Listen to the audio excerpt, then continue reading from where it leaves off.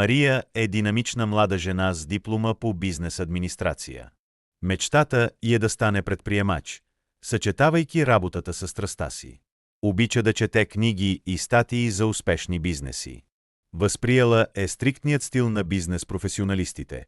Изключително организирана е и се стреми да поддържа всичко в ред, за да работи ефективно. Никола е креативен младеж, който обича изкуството, социалната и творческа работа. Той не е учил в университет. След като завършва училище, той работи с различни социални и екологични организации и се е научил да се адаптира към промените.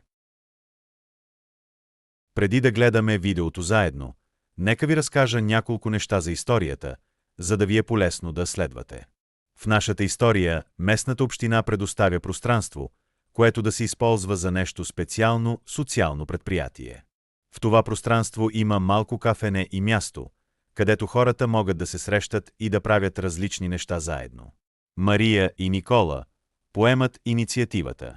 Те отговарят за управлението на кафенето и организирането на дейностите. По пътя си те се сблъскват с някои предизвикателства, но благодарение на тях научават как да решават проблеми, да вземат решения и да работят в екип. Точно както истинските предприемачи. Това видео не е само за Мария и Никола. То е и за вас, за това как всички можем да се научим да мислим по творчески и практичен начин и как можем да променим нещо в нашата общност. Нека да гледаме историята и да видим какви идеи ни хрумват. Никога не съм си представял, че ще се занимавам с бизнес. Досега мислех, че той е само за хора, които се интересуват от печалбата и парите. Но сега съм много щастлив, че като предприемач мога да помогна за развиването на социалните и културни нужди на местната общност.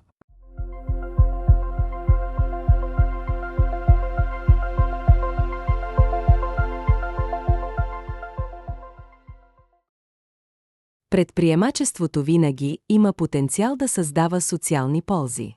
Предприятията с нестопанска цел обикновено не са единствените, които отговарят на социални, културни и образователни нужди. Дори предприятията със стопанска цел са от полза за обществото. Създават работни места, връщат част от печалбата си под формата на данъци. С тяхна помощ се финансират обществени блага и в крайна сметка техните продукти и услуги задоволяват потребностите на хората.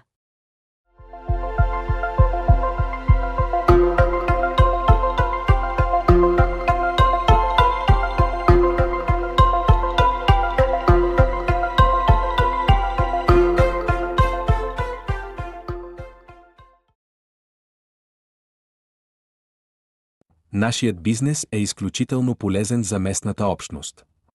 Той би могъл да бъде добра практика за предприемачество, основано на общността. Жителите на квартала ще могат да идват и да общуват, което ще спомогне за развитието на социалните взаимоотношения. Същевременно ще организираме културни събития и образователни семинари, като по този начин ще отговорим на нуждата от участие в културата и понататъшното развитие на жителите на квартала.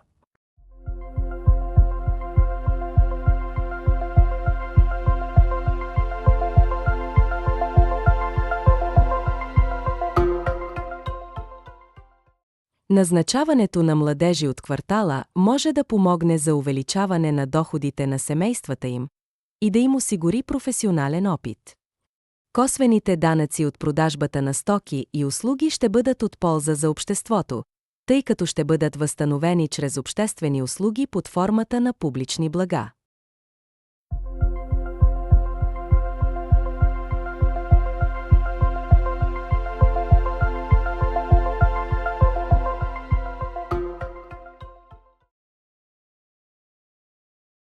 Бизнесът е динамична организация, която зависи от своите хора.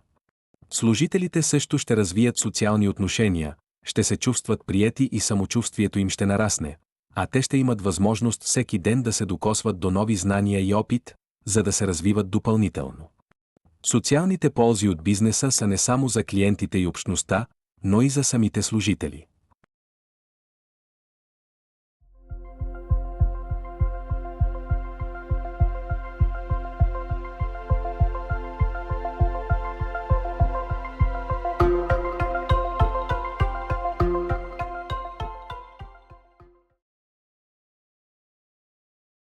Бизнесът е идеалното място за равноправно участие без дискриминация, тъй като взаимността и взаимодействието се осъществяват независимо от различията на всеки човек. Хората не просто се различават от това, което смятаме за нормално. Това е погрешно. Всеки човек е уникален. Бих искал да изградим бизнеса си върху тази култура на сътрудничество.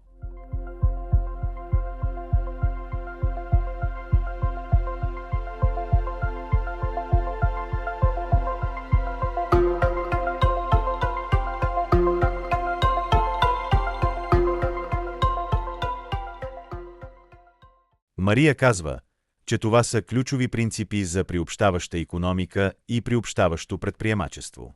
Общината е поискала от тях да наемат млади хора, които срещат трудности при намирането на работа. Освен млади хора без трудов опит, биха могли да наемат и хора с увреждания. Бизнесът им трябва да е достъпен не само за служителите, но и за местната общност.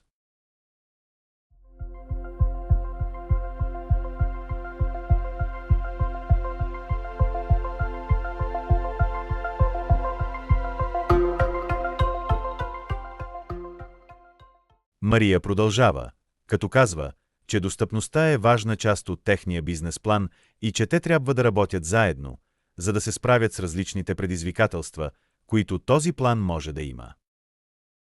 Пространството ни не трябва да създава препятствия за хората с проблеми с придвижването, така че стълбите трябва да се избягват, а където е възможно, да се монтират рампи. Продуктовите менюта трябва да са с големи букви и изображения, за да помагат на хората с зрителни увреждания или на тези, които се затрудняват със сложните описания.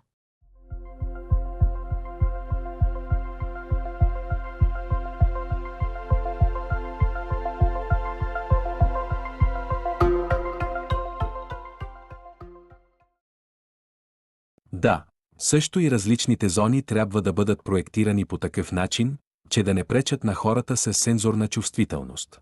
Мария смята, че не би било лошо определени часове през деня да бъдат определени като тихи часове, за да са полезни на онези, които търсят спокойна среда.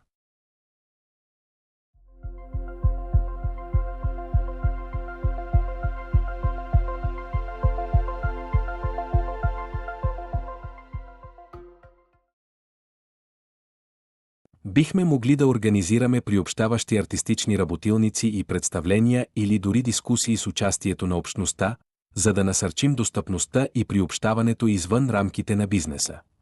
Можем да потърсим съдействие от организации и сдружения или от отделни лица, които участват в такива дейности. По този начин нашият бизнес може да развие две форми на общност около себе си. Местната общност, съставена от съседи, и общността, която насърчава приобщаването, състояща се от лица и групи, които организират и участват в приобщаващи инициативи.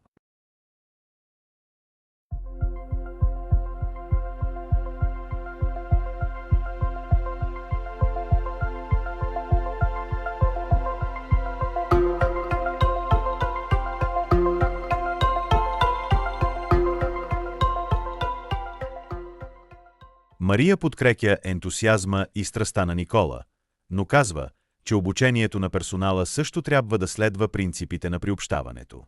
Преди всичко тяхна е отговорността да гарантират, че всички хора имат равни възможности в предприятието, независимо от техните лични характеристики.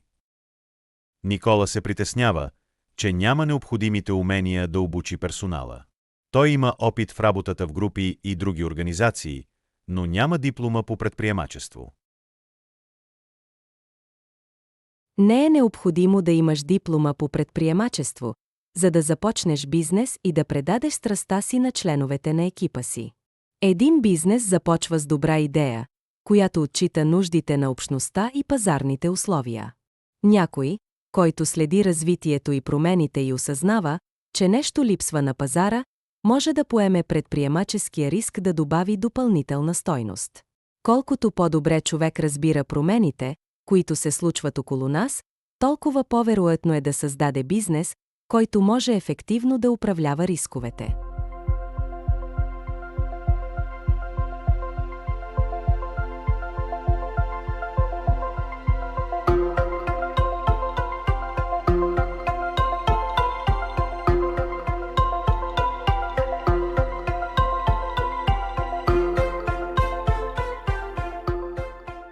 Мария продължава, като казва, че много от уменията, необходими за бизнеса, вече са придобити в училище. Всяка част от знанията, свързани с математиката, общуването и изразяването на роден и чужд език, основните принципи на науката и технологиите, са безценни знания, които всички сме научили в училище. Но образованието не е само формално. Дори след училище има много възможности за неформално образование, като например семинари, практически работилници и образователни беседи за теми, които не се разглеждат в училище.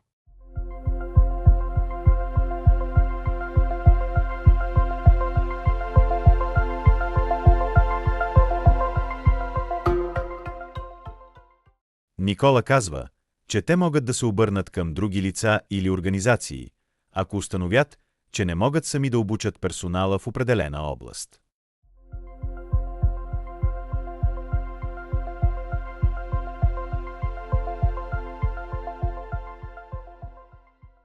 Никола се чувства поуверен и казва, че още от първата дискусия е научил много нови неща и е придобил по-голяма самоувереност. Мария се съгласява и добавя, че ежедневното участие в бизнеса ще помогне на всеки да развие умения, които все още не може да си представи.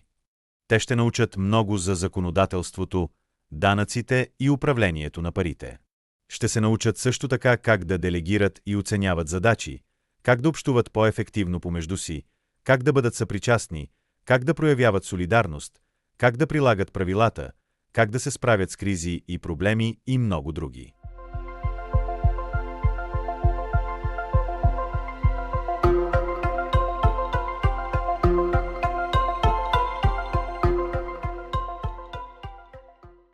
Ежедневното участие в бизнеса създава идеална среда за учене през целия живот.